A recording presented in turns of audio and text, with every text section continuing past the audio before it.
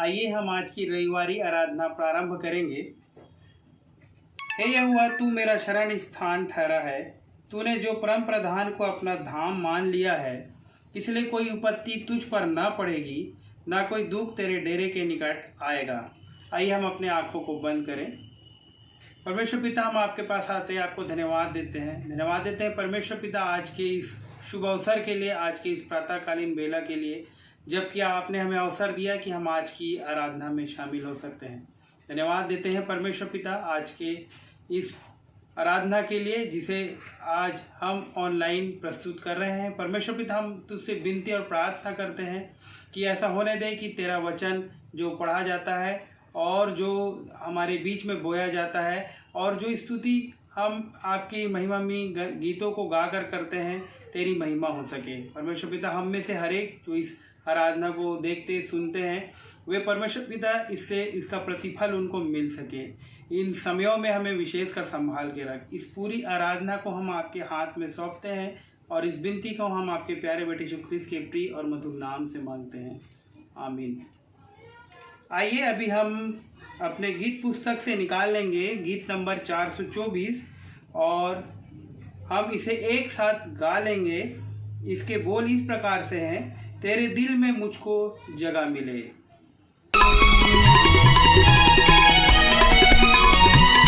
तेरे दिल में मुझको जगह मिली, मेरा दिल पुकारे मसीह मसीह।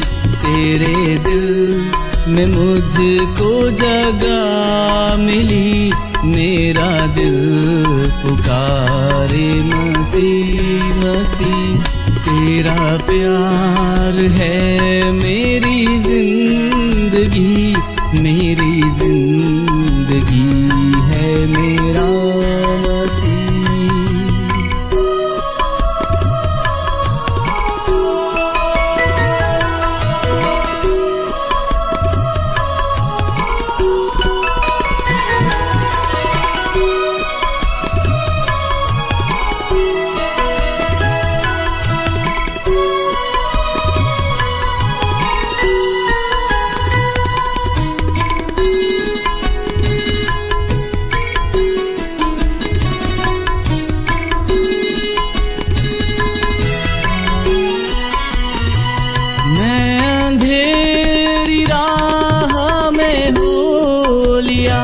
मैं गुनाह की वादी में खो गया, मैं अंधेरी राह में हो लिया, मैं गुनाह की वादी में खो गया।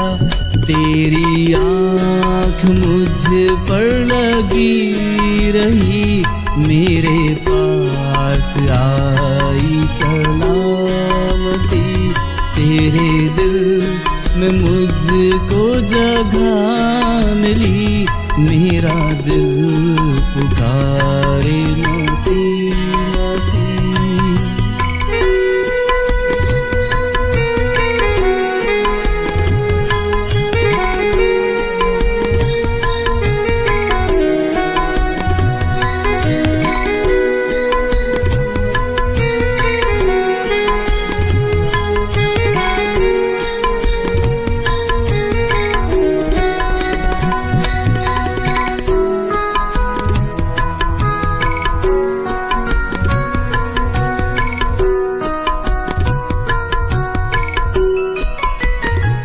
ना फिरूंगा मैं कहीं दर बदर, तू हुआ है मेरा हमसफर। ना फिरूंगा मैं कहीं दर बदर, तू हुआ है मेरा हमसफर। मुझे मंजिले हैं पुकारती, मैं रहूँगा अब तेरे साथ ही। तेरे दिल में मुझको जगह मिली, मेरा दिल पुकारे मसीह मसीह।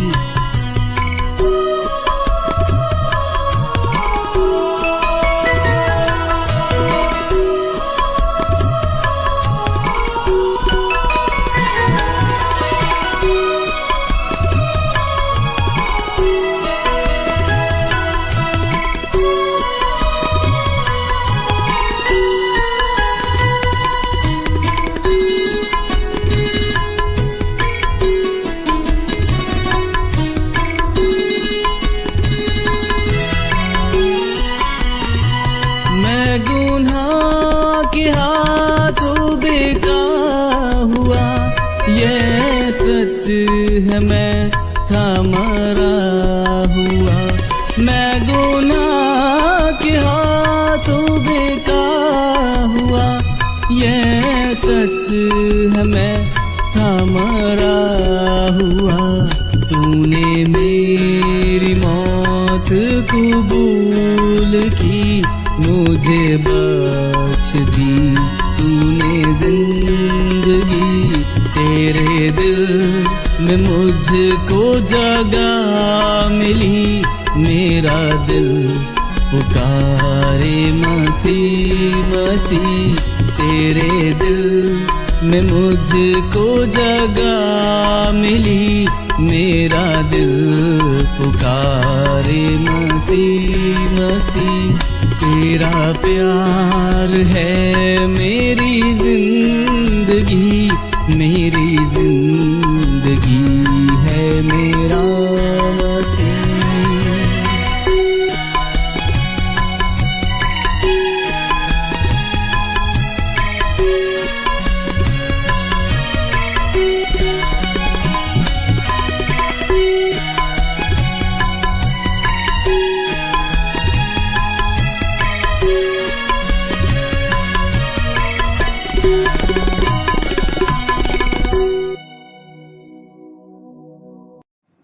आइए अभी हम शामिल होंगे उत्तरवादी पाठ पढ़ने में, और हम अपने गीत पुस्तक से निकाल लेंगे पाठ नंबर 8, जिसका शीर्षक है परमेश्वर हमारा ऊंचा गढ़, जो वचन में पाया जाता है भजन संहिता 46। हम अपना अपना हिस्सा बारी बारी से पढ़ लेंगे।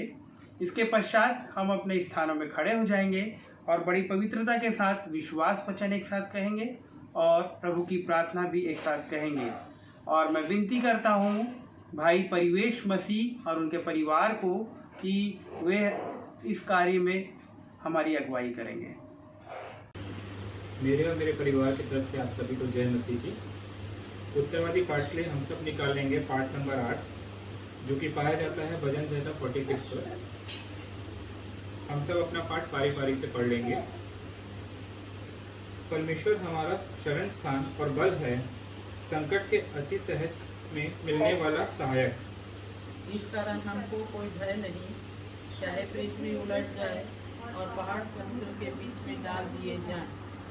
चाहे समुद्र गरजे और फेन उठाए और पहाड़ उसकी बाढ़ से कांप उठे। एक नदी है जिनकी नहरों से परमेश्वर के नगर में अर्थात परम प्रधान के पवित्र निवास भवन में आनंद होता है। परमेश्वर उस नगर के बीच में है, वह कभी टलने को नहीं खौफ रखता कि परमेश्वर उसकी सहायता करता है। जाति जाति के लोग झल्ला उठे, राज्य राज्य के लोग डगमगाने लगे, वह बोल उठा और पृथ्वी पिघल गई। सेनाओं को यहोवा हमारे संग है, याकूब का परमेश्वर हमारा ऊंचा गढ़ है। आओ यहोवा के महाकर्म देखो कि उसने पृथ्वी पर कैसा कैसा उजाड़ किया है। वह पृथ्वी की छोर तक लड़ाइयों को मिटाया है, वह धनुष को तोड़ता और भाले को 2 टुकड़ों पे ढालता है और रथों को आग में झोंक देता है। चुप हो जाओ और जान लो कि मैं ही परमेश्वर हूँ। मैं जातियों में महान हूँ, मैं पृथ्वी भर में महान हूँ। हम सब एक साथ बोल लेंगे। सेनाओं का यहोवा हमारे संग है, याकूब का परमेश्वर हमारा ऊंचा गढ़ है। हम सब विश्वास वचन एक साथ बोल लेंगे और हम सब अपने स्थानों पे खड़े हो जाएंगे। मैं विश्वास करता हूँ परमेश्वर पिता पर, जो स्वर्ग और पृथ्वी का सर्वशक्तिमान सृजनहार है, और उसके इकलौते पुत्र अपने प्रभु यीशु ख्रिस्त पर, जो पवित्र आत्मा से गर्भ में आया, कुमारी मरियम से उत्पन्न हुआ, पंतुस पिलातुस की आज्ञा से दुख उठाया, क्रूस पर चढ़ाया गया, मर गया और गाड़ा गया, पाताल में उतरा, तीसरे दिन मृतकों में से जी उठा, स्वर्ग पर चढ़ गया और परमेश्वर सर्वशक्तिमान पिता के दाहिने हाथ जा बैठा है, जहाँ से वो जीवितों और मृतकों का न्याय करने को फिर आएगा। मैं विश्वास करता हूँ पवित्र आत्मा पर, एक ही पवित्र सैनिक कलीसिया, पवित्रों की संगति, पापों की क्षमा, देह के जी उठने और अनंत जीवन पर। आमीन। हम सब प्रभु की प्रार्थना एक साथ बोल लेंगे। हे हमारे पिता, तू जो स्वर्ग में है, तेरा नाम पवित्र होना चाहे, तेरा राज्य आवे, तेरी इच्छा जैसे स्वर्ग में पूरी होती है वैसे इस पृथ्वी में पूरी हो। दिन की रोटी आज हमें दे, और जैसे हमने अपने अपराधियों को क्षमा किया वैसे ही हमारे अपराधों को क्षमा कर, और हमें परीक्षा में ना डाल परंतु बुराई से बचा, क्योंकि राज, पराक्रम और महिमा सदा तेरे हैं। आमीन। अभी वक्त है कलीसियाई सूचना का, और मैं आमंत्रित करता हूं हमारे स्थानीय पासवान रेवरेंड राकेश प्रकाश जी को कि कलीसिया के नाम सूचना हमें प्रेषित करें। आज के इस ऑनलाइन आराधना में मैं आप सभी भाई और बहनों का हार्दिक स्वागत और अभिनंदन करता हूं। मैं परमेश्वर पिता को धन्यवाद देता हूं कि आप सभी इस आराधना में शरीक आज हुए हैं, और विगत समयों में भी आप सभी ने अपना अमूल्य सहयोग इस कार्य के लिए दिया है। हर एक उन भाई और बहनों के लिए मैं धन्यवाद देता हूं जिन्होंने विगत समयों में इस आराधना में अपनी विभिन्न भागीदारी के द्वारा उन्होंने कलीसिया के कार्य में मदद किया। मैं उन सभी को हृदय से धन्यवाद देता हूं। प्रियो, हमारी कलीसिया इन दिनों इसी तरह से आराधना में हम शरीक हो रहे हैं, और आप सभी की प्रार्थनाओं को हमारा परमेश्वर जो है वो सुन रहा है। मैं धन्यवाद देता हूं कि 14 मई शुक्रवार को आप सभी चेन प्रेयर में सम्मिलित हो सके, और हमारी आपसे यही गुजारिश है कि आने वाले और भी कुछ समयों तक हम चेन प्रेयर करते रहेंगे। आगामी शुक्रवार को भी 21 मई को हम चेन प्रेयर में शामिल होंगे। आप सभी को आपका जो समय है वो मिल जाएगा, और हम सांकरा जो ग्रुप है, व्हाट्सएप ग्रुप, उसमें इसे डाल देंगे। कृपया आप उसे अवश्य देख लीजिएगा, और इसमें आपकी भागीदारी जो है वो अनुरोध है मेरा कि आप उस प्रार्थना में शरीक होकर जो कोरोना जो महामारी है उसे आप इस प्रार्थना के द्वारा ही उसे आप परास्त कर सकते हैं प्रियो, क्योंकि हमारा परमेश्वर जो है हमारी विनतियों को सुनता है। प्रियो, इस सप्ताह में जिनका जन्मदिन था उसमें सिर्फ मुझे एक नाम मिला है, और वो है भाई शरद मसीह जी का नाम। हम उनको जन्मदिन की हार्दिक शुभकामनाएं देते हैं। साथ ही उन सभी के लिए जिनका वैवाहिक वर्षगांठ था, नाम तो मेरे पास नहीं है, लेकिन जिनका भी वैवाहिक वर्षगांठ इस सप्ताह में रहा है, उन सभी भाई और बहनों को, परिवारों को हम स्मरण करते हैं और उन्हें अपनी शुभकामनाओं को देते हैं। भाई शरद मसीह के लिए अंतिम प्रार्थना जब हमारी होगी उस समय हम उन्हें भी स्मरण करेंगे। प्रियो, आप जो भी भेंट है आप प्रति रविवार आप उसे अपने घर में एकत्र करके रखिएगा, और जब भी कलीसिया प्रारंभ होती है या कोषाध्यक्ष महोदय से आपकी मुलाकात होती है, आप उस भेंट को एक लिफाफे में बंद करके आप उन्हें प्रदान कर दीजिएगा। चर्च सपोर्ट फंड और अन्य जो भी फंड है, आप प्रयास कीजिए कि समय पर अगर आपसे संभव है तो इन्हीं दिनों में आप कोषाध्यक्ष महोदय तक उस भेंट को आप दे दीजिए, ताकि वो हम धमतरी उस भेंट को केंद्रीय कोष के लिए हम भेज सकें। सारी बातों के लिए प्रियो मैं इन दिनों धन्यवाद देता हूं। आप सभी प्रेयर करते रहिए। निश्चित रूप से ये कोरोना जो एक महामारी का रूप लिया हुआ था, इन दिनों प्रभु का आशीष से, प्रभु के अनुग्रह से वो कम हुआ है। आप हौसला बनाए रखें, निराश कभी भी ना हो, हर एक स्थिति में आप उत्साहित रहें। मैं आज के संदेश जो हमारे आदरणीय बिशप महोदय लाएंगे, मैं उनको भी हृदय से धन्यवाद देता हूं कि उन्होंने मेरे आग्रह को स्वीकार किया और अपनी स्वीकृति को दिया। सारी बातों में मैं अपने कलीसिया के हर एक भाई और बहनों को धन्यवाद देता हूँ। धन्यवाद। आइए अभी हम कलीसियाई प्रार्थना में जाएंगे, और कलीसियाई प्रार्थना के लिए मैं निवेदन करता हूँ श्रीमती कुमुदनी डेविड को कि कलीसिया के लिए प्रार्थना करेंगी विभिन्न विषयों को जो कि सूचना के आधार पर दिया गया है, और उनके मन में जो भी प्रार्थना का विषय आता है वे हमें प्रार्थना करने में अगुवाई करेंगी। आइए हम प्रार्थना करेंगे। सारी आशीषों के देने वाले प्रेम पिता, आपके चरणों के पास आके खुदावंद हृदय से धन्यवाद देते हैं प्यारे पिता कि आपने सुंदर दिन में परमेश्वर पिता हमें से हर एक के जीवन को जोड़ा प्रभु, और हमें जीवितों के बीच में रखा परमेश्वर पिता। अपरंपार की आशीष हमें से हर एक के जीवन में आपने दिया प्रभु, आपके नाम का धन्यवाद करते हैं। प्यारे पिता, धन्यवाद देते हैं प्रभु आज के विश्रामवार के लिए परमेश्वर पिता। प्यारे पिता, धन्यवाद देते हैं प्रभु कलीसिया के पासबान के लिए परमेश्वर पिता। उन्हें स्वस्थ रखना प्रभु, उनके परिवार को सुरक्षित रखना प्यारे पिता, ताकि आत्मा में होकर के प्रभु जी आपके वचन को हमारे बीच में बोने वाले हो सके। प्यारे पिता, हर एक के ज्ञान और बुद्धि को खोलना प्रभु प्यारे पिता, ताकि वचन हर एक के मन में बैठने वाला हो सके प्रभु प्यारे पिता। और हर परिस्थिति में, हर संकट में प्रभु आपके वचन के लोग स्मरण करने वाले हो सके प्यारे पिता। प्रार्थना करते परमेश्वर पिता कलीसिया के बुजुर्गों के लिए प्रभु जी। प्यारे पिता, हर एक को परमेश्वर पिता स्वस्थ रखना प्रभु। हालांकि अब कठिन समय है परमेश्वर पिता, अभी तक आपने हर एक को संभाला प्रभु, इसके लिए धन्यवाद देते हैं। धन्यवाद देते हैं प्यारे पिता कलीसिया के जवान बच्चों के लिए प्रभु जी, जिन्हें आपने विभिन्न विभिन्न स्थानों में रखा है प्रभु प्यारे पिता। उन्हें स्वस्थ रखना प्रभु। धन्यवाद देते हैं परमेश्वर पिता इस कठिन समय में परमेश्वर पिता अपने सृजनहार को स्मरण करने वाले हो सके प्रभु, और आपके नाम को ऊंचा उठाने वाले हो सके प्रभु प्यारे पिता। प्रार्थना और विनती परमेश्वर पिता छोटे बच्चों के लिए प्रभु, उन्हें अपने सुरक्षाकारी हाथों में रखना परमेश्वर पिता, ताकि आपकी उपस्थिति में और लोगों के उपस्थिति में परमेश्वर पिता पले बढ़े परमेश्वर पिता प्रभु जी, और आपके भय मानने वाले बालक बन सके प्रभु जी। प्रार्थना और विनती परमेश्वर पिता प्रभु जी, दुआ करते हैं परमेश्वर पिता।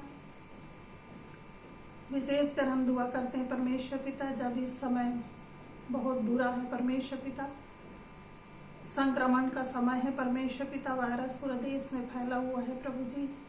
कई लोग ग्रसित हैं परमेश्वर पिता प्रभु जी, जो अस्पतालों में है परमेश्वर पिता, हर एक पर अपना चंगाई भरा हाथ रखना परमेश्वर पिता, ताकि वे स्वस्थ हो सके प्रभु जी, और अपने घर को जा सके परमेश्वर पिता, और आपके नाम का धन्यवाद करने वाले हो सके, आपके नाम को ऊंचा उठाने वाले हो सके मेरे प्रभु प्यारे पिता। प्रार्थना करती परमेश्वर पिता उन डॉक्टर और नर्सों के लिए परमेश्वर पिता, जिनको आपने विभिन्न विभिन्न क्षेत्रों में रखा है प्रभु, आपकी अगुवाई में परमेश्वर पिता वे लोगों की सेवा कर सके, ऐसा ज्ञान और बुद्धि से परिपूर्ण करना परमेश्वर पिता।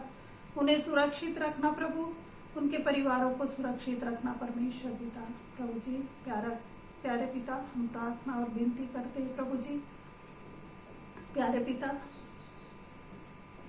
कलीसिया के एक एक लोगों के लिए प्रभु, हर एक को अपने सुरक्षाकारी हाथों में रखना प्रभु प्यारे पिता। हम प्रार्थना और विनती करते परमेश्वर पिता आज के वचन के लिए परमेश्वर पिता, जो आपके दास हमारे बीच में लेकर आते हैं प्रभु, हर एक के संग और साथ होना प्रभु, हर एक को समझ देना प्रभु, ताकि वचन को समझ सके परमेश्वर पिता, और आपके बताए हुए मार्ग में चलने वाले हो सके प्यारे पिता। हम दुआ करते हैं परमेश्वर पिता आपके दासों और संतों के लिए परमेश्वर पिता, जो इन दिनों में परमेश्वर पिता बड़े लौ लगाकर प्रार्थना में लगे हुए प्रभु, हर एक की प्रार्थनाओं को सुनना परमेश्वर पिता। दुआ करते परमेश्वर पिता हर एक को चंगाई देना प्रभु प्यारे पिता। हम दुआ करते उन बीमार भाई बहनों के लिए परमेश्वर पिता, जो अभी अस्वस्थ है प्रभु, हर एक को अपना चंगाई भरा हाथ रखना परमेश्वर पिता, स्वस्थ करना प्रभु, ताकि परमेश्वर पिता आपके नाम का धन्यवाद धन्यवाद धन्यवाद करने वाले हो सके प्यारे पिता। आपने हमें सब कुछ दिया प्रभु, कठिन समय में हमें संभाला परमेश्वर पिता, उत्तम आशीषों से परिपूर्ण किया प्रभु, इसके लिए आपको लाखों लाख धन्यवाद देते हैं प्यारे पिता। प्यारे पिता, हम सब ने पाप किया प्रभु, हमें से हर एक के पापों को क्षमा करना प्रभु प्यारे पिता। आप क्या मांगो पिता, मेरे मांगने के पहले आपने सब कुछ दिया प्रभु, इसके लिए धन्यवाद देती हूँ। इस छोटी सी विनती को सुन और ग्रहण कर, मसीह यीशु के नाम से मांगती हूँ, आमीन। वाले हो सके, आपके नाम को ऊंचा उठाने वाले हो सके मेरे प्रभु प्यारे पिता। प्रार्थना करती परमेश्वर पिता उन डॉक्टर और नर्सों के लिए परमेश्वर पिता, जिनको आपने विभिन्न विभिन्न क्षेत्रों में रखा है प्रभु, आपकी अगुवाई में परमेश्वर पिता वे लोगों की सेवा कर सके, ऐसा ज्ञान और बुद्धि से परिपूर्ण करना परमेश्वर पिता। उन्हें सुरक्षित रखना प्रभु, उनके परिवारों को सुरक्षित रखना परमेश्वर पिता। प्रभु जी प्यारे पिता, हम प्रार्थना और विनती करते हैं प्रभु जी, प्यारे पिता, कलीसिया के एक एक लोगों के लिए प्रभु, हर एक को अपने सुरक्षाकारी हाथों में रखना प्रभु। प्यारे पिता, हम प्रार्थना और विनती करते परमेश्वर पिता, आज के वचन के लिए परमेश्वर पिता, जो आपके दास हमारे बीच में लेकर आते हैं प्रभु, हर एक के संग और साथ होना प्रभु, हर एक को समझ देना प्रभु, ताकि वचन को समझ सके परमेश्वर पिता, और आपके बताए हुए मार्ग में चलने वाले हो सके। प्यारे पिता, हम दुआ करते हैं परमेश्वर पिता, आपके दासों और संतों के लिए परमेश्वर पिता, जो इन दिनों में परमेश्वर पिता बड़े लौ लगाकर प्रार्थना में लगे हुए प्रभु, हर एक की प्रार्थनाओं को सुनना परमेश्वर पिता। दुआ करते परमेश्वर पिता, हर एक को चंगाई देना प्रभु। प्यारे पिता, हम दुआ करते उन बीमार भाई बहनों के लिए परमेश्वर पिता, जो अभी अस्वस्थ है प्रभु, हर एक को अपना चंगाई भरा हाथ रखना परमेश्वर पिता, स्वस्थ करना प्रभु, ताकि परमेश्वर पिता आपके नाम का धन्यवाद धन्यवाद धन्यवाद करने वाले हो सके। प्यारे पिता, आपने हमें सब कुछ दिया प्रभु, कठिन समय में हमें संभाला परमेश्वर पिता, उत्तम आशीषों से परिपूर्ण किया प्रभु, इसके लिए आपको लाखों लाख धन्यवाद देते हैं प्यारे पिता। प्यारे पिता, हम सब ने पाप किया प्रभु, हमें से हर एक के पापों को क्षमा करना प्रभु। प्यारे पिता, आप क्या मांगू पिता, मेरे मांगने के पहले आपने सब कुछ दिया प्रभु, इसके लिए धन्यवाद देती हूँ। इस छोटी सी विनती को सुन और ग्रहण कर, मसीह यीशु के नाम से मांगती हूँ, आमीन। आइए हम अभी आराधना पाठ पढ़ने में शामिल होंगे, और मैं निवेदन करता हूँ हमारी सेविका बहन श्रीमती एस आशावान से कि आराधना पाठ पढ़ने में हमारी अगुवाई करेंगी और प्रार्थना भी उन्हीं के द्वारा किया जाएगा। आज के आराधना पाठ के लिए मैं पढ़ लूंगी पहला तीमुथियुस अध्याय 6 पद 11 से लेकर पद 21 तक।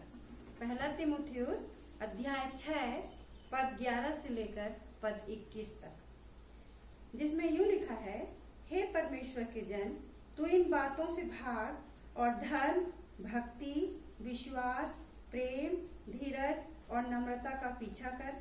विश्वास की अच्छी कुश्ती लड़ और उस अनंत जीवन को धर ले जिसके लिए तू बुलाया गया और बहुत गवाही के सामने अच्छा अंगीकार किया था।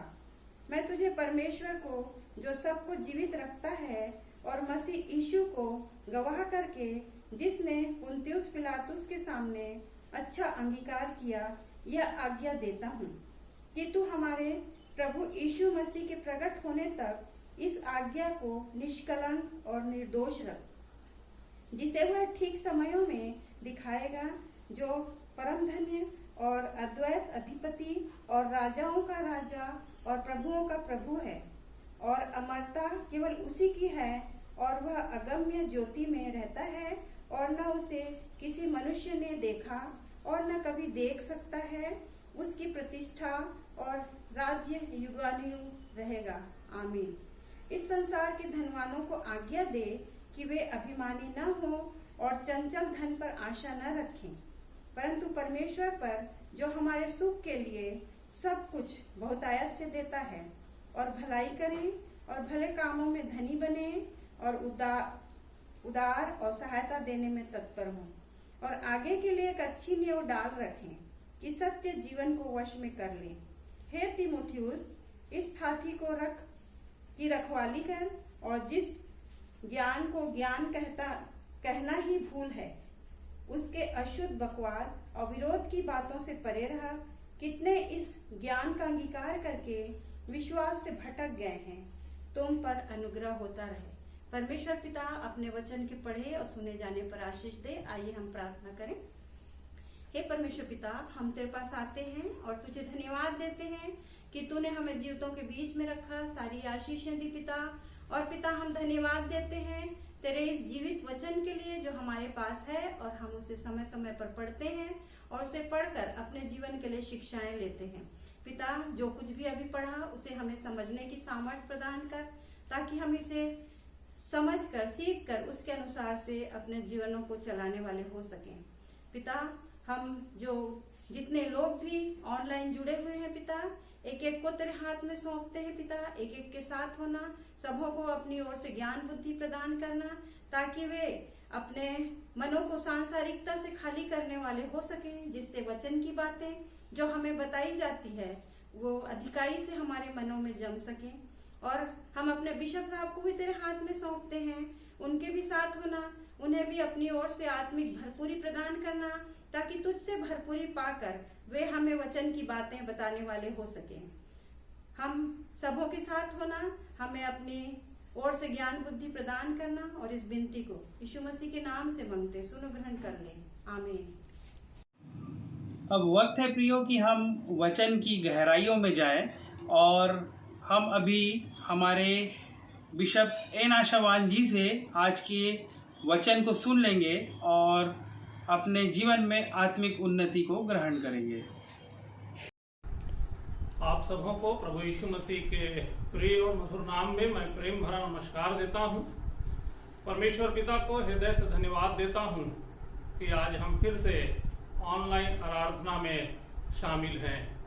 परमेश्वर का धन्यवाद हो प्रियो कि हमारे पास समय है, जब कुछ समय हम अपना ध्यान परमेश्वर के जीवते वचन की ओर लगा सकते हैं। जो खंड हमने आराधना के पाठ के रूप में पढ़ा, पहला तीमुथियुस की पत्री, उसके 6वें अध्याय के 11 पद से लेकर के आगे, वहां पर पौलुस जो है वो तीमुथियुस को कुछ सलाह की बातें लिखता है, जो हम मसीहियों के लिए भी बड़ा ही महत्वपूर्ण है। 12वें पद में वो तीमुथियुस को लिखते हुए कहता है, विश्वास की अच्छी कुश्ती लड़, तू उस अनंत जीवन को रख ले जिसके लिए तू बुलाया गया है। जो विषय आज के लिए मैंने चुना है वो है अनंत जीवन। अनंत जीवन भौतिक और क्षणिक जीवन के विपरीत अनंत और आत्मिक जगत का जीवन है, और यह वह समय होगा जबकि परमेश्वर के साथ मनुष्य अपने उस संबंध का आनंद उठाएगा जिसके लिए वो बनाया गया है। इस अनंत जीवन का स्रोत परमेश्वर में है। वास्तव में यह परमेश्वर के स्वभाव की एक विशेषता है। इसे मसीह के द्वारा मनुष्यों पर प्रकट किया गया है, और मसीह के द्वारा ही यह संभव हुआ है, और यह केवल और केवल मसीह के द्वारा ही मनुष्यों को मिल सकता है। यूहन्ना अपने सुसमाचार में लिखता है, जब हम यूहन्ना रचित सुसमाचार और उसके पहले अध्याय के 4 पद को पढ़ते हैं, और तब वहां पर लिखा है, उसमें जीवन था। यूहन्ना प्रभु यीशु मसीह के बारे में लिखता है और कहता है, यीशु में जीवन था और यह जीवन मनुष्यों की ज्योति थी। अर्थात यूहन्ना के कहने का आशय यह है कि सच्चा व यथार्थ जीवन जो है वो यीशु में है। मनुष्य अपने प्रयत्नों से अनंत जीवन नहीं पा सकता, इस बात को हमको समझने की आवश्यकता है। पर दूसरी तरफ अनंत जीवन जो है वो पूरी रीति से परमेश्वर के द्वारा दान के रूप में प्राप्त होता है। यूहन्ना रचित सुसमाचार और उसके 10वें अध्याय को जब हम पढ़ते हैं, और तब वहां पर हमें चरवाहा और उसकी भेड़ों के बारे में प्रभु यीशु मसीह की शिक्षा मिलती है। और यूहन्ना रचित सुसमाचार के 10वें अध्याय के 28वें पद में यहूदियों के अविश्वास को देख करके प्रभु यीशु मसीह कहते हैं, मैं उन्हें अनंत जीवन देता हूं। अपनी भेड़ों के विषय में प्रभु यीशु मसीह कहते हैं, 27वें पद को अगर हम पढ़ेंगे तो वहां लिखा है, प्रभु यीशु मसीह कहते हैं, मेरी भेड़ें मेरी आवाज सुनती है और मैं उन्हें जानता हूं, मैं उन्हें अनंत जीवन देता हूं।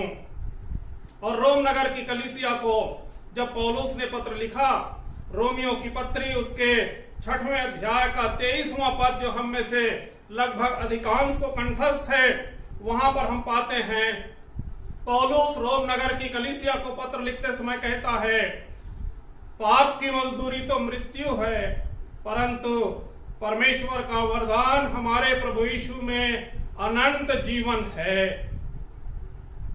इस बात को हमको जानना है कि परमेश्वर जो है इस दान को केवल उन्हें देता है जो अपने पापों से पश्चाताप करते हैं और विश्वास के द्वारा अपने आप को यीशु के लिए समर्पित कर देते हैं। निकोदेमुस के साथ जो प्रभु यीशु मसीह की बातचीत हो रही थी, जो शिक्षा निकोदेमुस को प्रभु यीशु मसीह दे रहे थे, यूहन्ना रचित सुसमाचार के 3 अध्याय में इसी बात को हमें पढ़ने को मिलता है।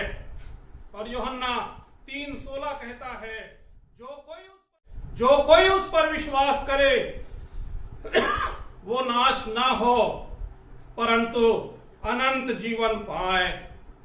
यूहन्ना रचित सुसमाचार के अगर हम 11वें अध्याय को पढ़ेंगे और 11वें अध्याय के उसके 25वें पद को, तो वहां पर भी हमें पढ़ने को मिलता है, जब प्रभु यीशु मसीह लाजर की मृत्यु के बाद उनकी बहनों को सांत्वना देने के लिए पहुंचे रहते हैं। यूहन्ना 11:25 कहता है, प्रभु यीशु मसीह कहते हैं, पुनरुत्थान और जीवन मैं ही हूं। और आगे लिखा है, जो कोई मुझ पर विश्वास करता है यदि वह मर भी जाए तो भी जिएगा।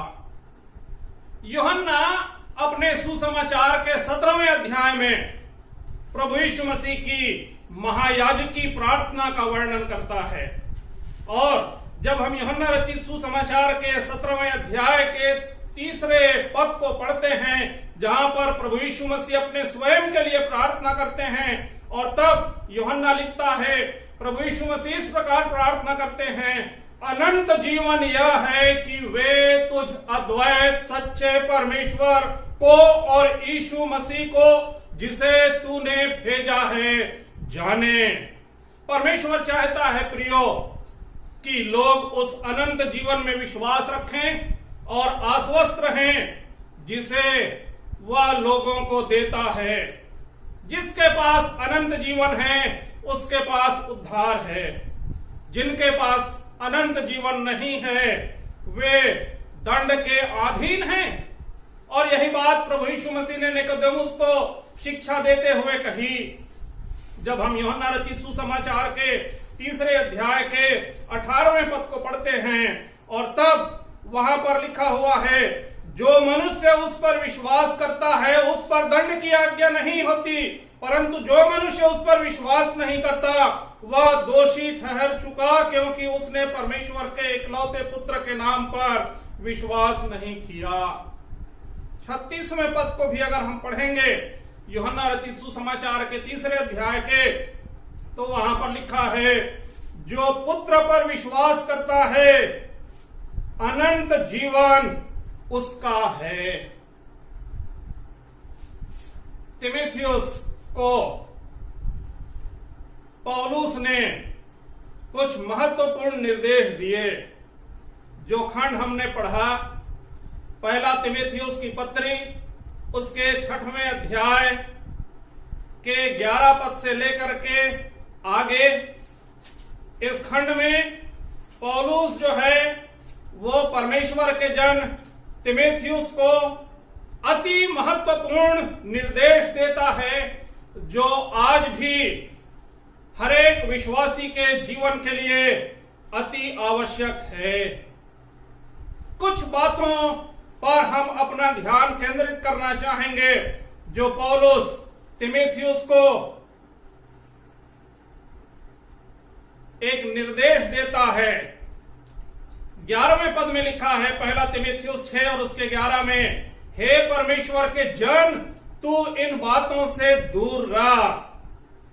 यह पहली बात है आज की शिक्षा के लिए जो पौलुस तिमोथियुस को देता है और वो कहता है कि हे परमेश्वर के जन, तू इन बातों से दूर रहा। किन बातों से? अगर हम ऊपर पढ़ेंगे पहला तीमुथियुस की पत्री उसके 6वें अध्याय के 3 पद से लेकर के आगे 10 पद तक, और तब वहां पर हमको पढ़ने को मिलता है रुपये पैसे के लोभ के बारे में।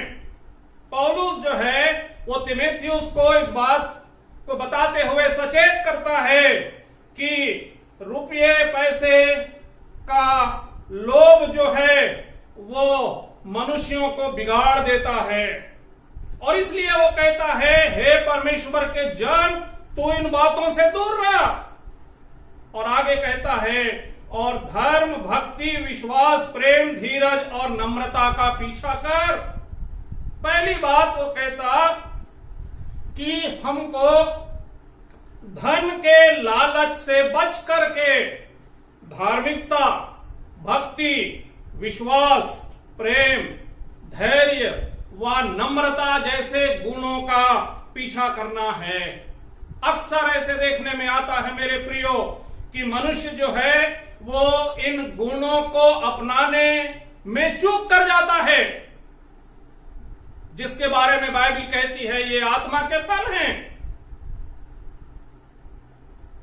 तीमुथियुस को पौलुस जो है वो और कुछ बातें लिखता है। जब हम दूसरा तीमुथियुस की पत्री पढ़ते हैं और उसके तीसरे अध्याय के 1 पद से अगर हम 3 पद तक पढ़ेंगे, और तब पौलुस जो है वो तीमुथियुस को लिखते हुए कहता है कि अंतिम दिनों में अधर्म का प्रसार जो है वो बहुत बढ़ जाएगा, और वो कहता है कि तू यह जान रख कि अंतिम दिनों में कठिन समय आएंगे।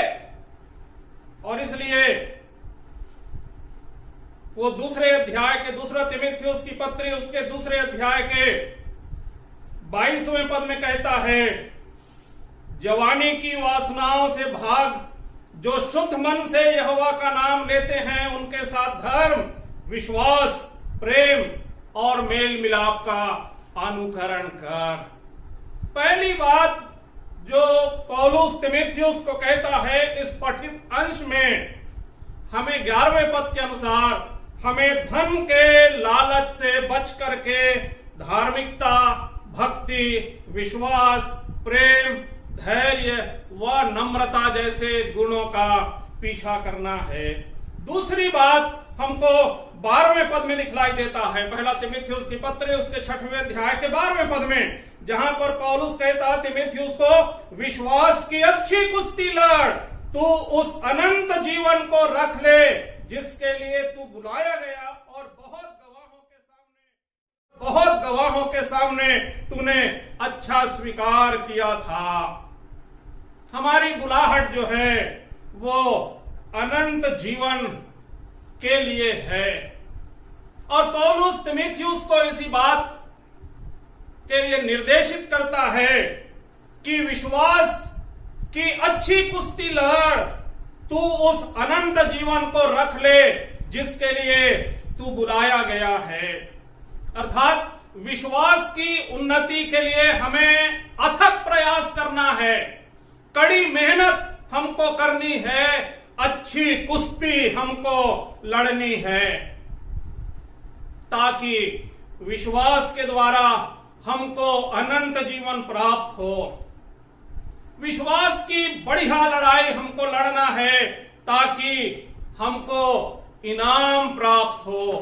कुरिन्थ नगर की कलीसिया को जब पौलुस ने पत्र लिखा, पहला कुरिन्थियों की पत्री उसके 9वें अध्याय के और उसके 25 और 26 पद को जब हम पढ़ते हैं, और तब वहां पर पौलुस जो है वो कुरिन्थ नगर की कलीसिया को पत्र लिखते समय लिखता कि हर एक पहलवान सब प्रकार का संयम रखता है, वे नष्ट होने वाले मुकुट को पाने के लिए सब करते हैं, परंतु हम उस मुकुट के लिए प्रयत्न करते हैं जो कभी नष्ट नहीं होगा।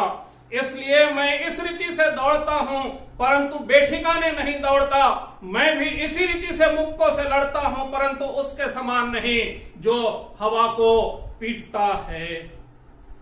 विश्वास की बढ़िया लड़ाई हमको लड़ना है अनंत जीवन को प्राप्त करने के लिए।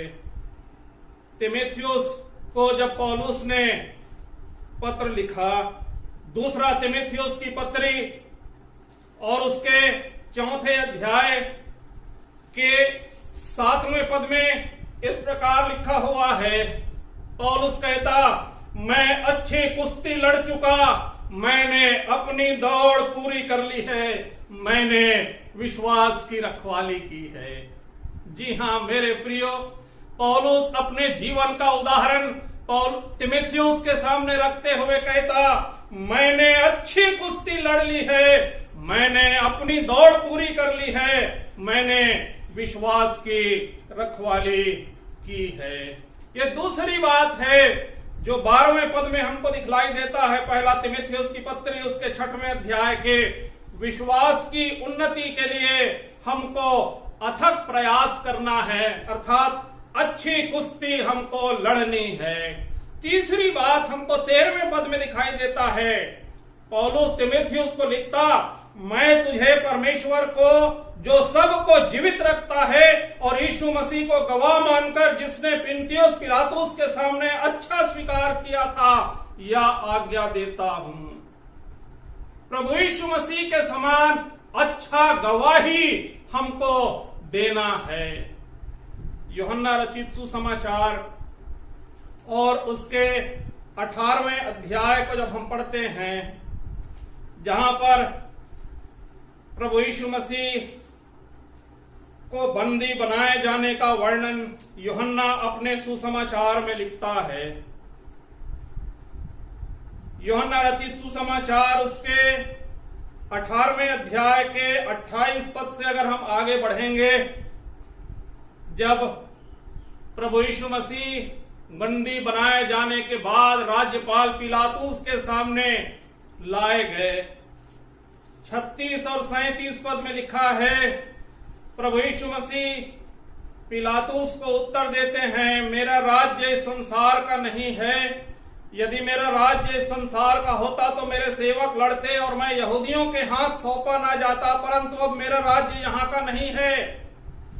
पिलातुस ने यीशु से कहा, तो क्या तुम राजा हो? यीशु ने उत्तर दिया, आप कहते हैं, क्योंकि मैं राजा हूं। मैंने इसलिए जन्म लिया और इसलिए संसार में आया हूं ताकि सत्य की गवाही दूं। प्रभु यीशु मसीह के समान ही अच्छा गवाही हमको अपने जीवन के माध्यम से देना है। यूहन्ना रचित सुसमाचार के 19 अध्याय को अगर हम पढ़ेंगे, जहां पर यूहन्ना जो है वो प्रभु यीशु मसीह के सलीब पर मौत की बात लिखता है, प्रभु यीशु मसीह को क्रूस पर चढ़ाए जाने का वर्णन करता है। यूहन्ना 11 और उसके 19 पद में लिखा हुआ है, प्रभु यीशु मसीह के साथ में पिलातुस की बातचीत हो रही थी और प्रभु यीशु मसीह पिलातुस को उत्तर देते हैं, यदि आपको ऊपर से न दिया जाता तो आपका मुझ पर कुछ अधिकार न होता, इसलिए जिसने मुझे आपके हाथ पकड़वाया है उसका पाप अधिक है। एक अच्छी गवाही प्रभु यीशु मसीह ने अपने पकड़वाए जाने के बाद भी जब राज्यपालों के पास उसकी एक प्रकार से पेशी हो रही थी, उन्होंने दी। ये तीसरी बात हमको सीखने को मिलता है। पौलुस तीमुथियुस को कहता है, पहला तीमुथियुस 6:13 के अनुसार, प्रभु यीशु मसीह के समान अच्छी गवाही दे।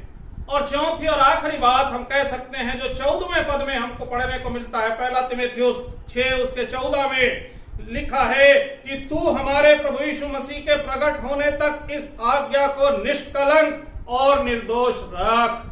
प्रभु यीशु मसीह के प्रकट होने तक भक्तिमय जीवन और विश्वास योग्य सेवकाई में हमको बने रहना है। इस बात पर पौलुस तीमुथियुस को निर्देशित करता है, आज्ञा देता है।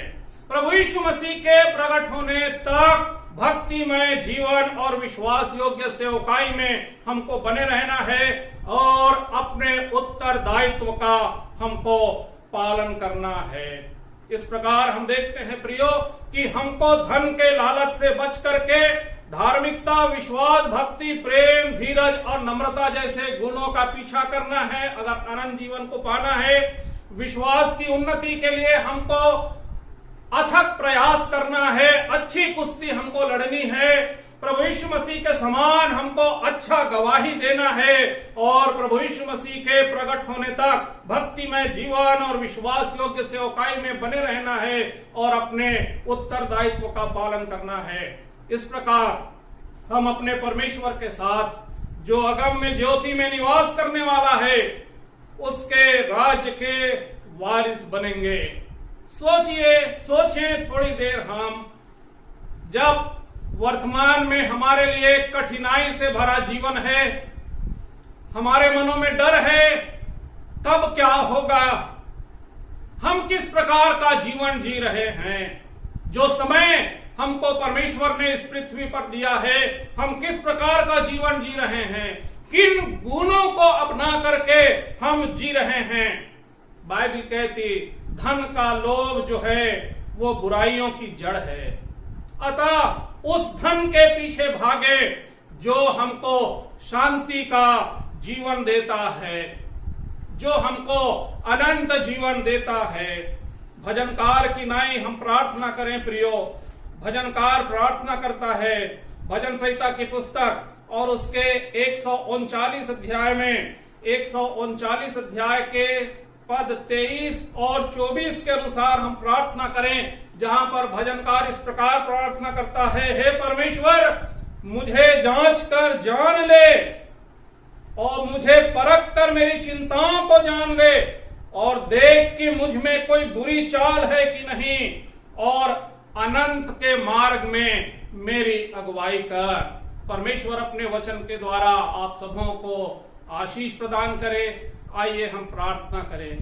प्यारे परमेश्वर पिता, हम तेरा धन्यवाद करते हैं तेरे जीवते वचन के लिए, जहां पर अनंत जीवन के बारे में हमने कुछ बातों को सीखने का प्रयास किया है।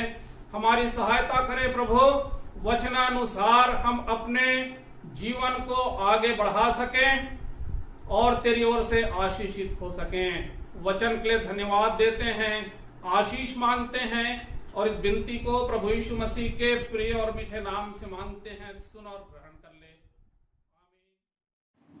आइए हम अपनी संसारिक भेंटें परमेश्वर के सामने प्रस्तुत करेंगे और अभी हम अपने गीत पुस्तक से निकाल लेंगे गीत नंबर 500 और हम अपनी भेंटें परमेश्वर को देंगे।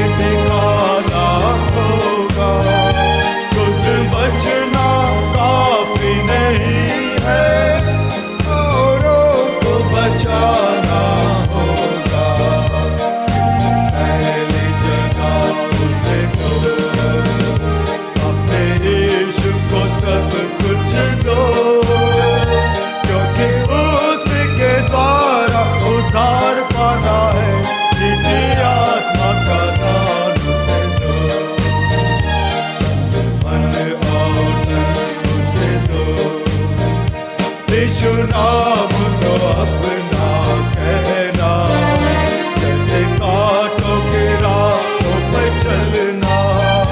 यीशु नाम को अपना कहना, जैसे कांटों की राहों पर चलना और सच्चे मसीह बनना, संग क्रूस पर उसके मरना।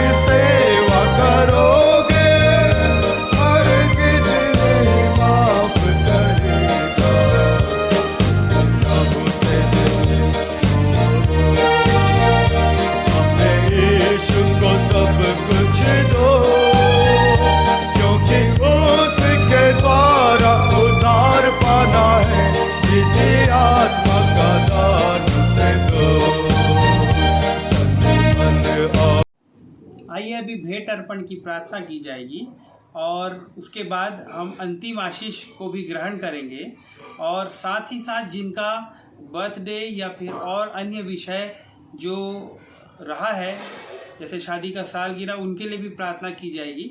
और मैं निवेदन करता हूँ हमारे स्थानीय पासवान रेवरेंड राकेश प्रकाश जी का कि हमारी अगुवाई करेंगे।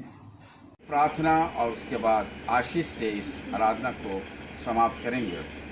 हमारे जीवते और सच्चे पिता परमेश्वर, एक बार फिर से प्रभु हम आपके चरणों में आते हैं पिता, और आपको हृदय से धन्यवाद देते हैं कि विगत समयों में आपने हमारी प्रिय सियोन मेनोनाइट चर्च सांकरा के हर एक सदस्यों को आशीषित किया है। हम धन्यवाद देते हैं प्रभु जी कि आपने हर एक की रक्षा किया। इस महामारी के दौर में आपने कलीसिया के प्रत्येक सदस्यों को संभाला है प्रभु, और यह आपकी बड़ी आशीष है, आपका अनुग्रह है। हम इसके लिए आपके प्रति धन्यवाद को प्रकट करते हैं। हम धन्यवाद देते हैं प्रभु जी कि आपके प्रियों ने आज आपकी कलीसिया के कार्यों के लिए अपने भेंटों को दिया है, अर्पित किया है। हर एक भेंट पर, विशेष भेंट पर आपकी आशीष हो, आपका अनुग्रह हो। जो कुछ भी उन्होंने अपनी बढ़ती या घटती में से प्रदान किया है प्रभु, आप उसे स्वीकार कीजिए और आप अपनी आशीषों को उन हर एक परिवारों को दीजिए। परमेश्वर पिता, हम प्रार्थना करते हैं कलीसिया के सभी भाई और बहनों के लिए, कलीसिया के हर एक बुजुर्गों के लिए, कलीसिया के जवानों के लिए और प्यारे बच्चों के लिए, कि उन पर आपका अनुग्रह हमेशा बना रहे।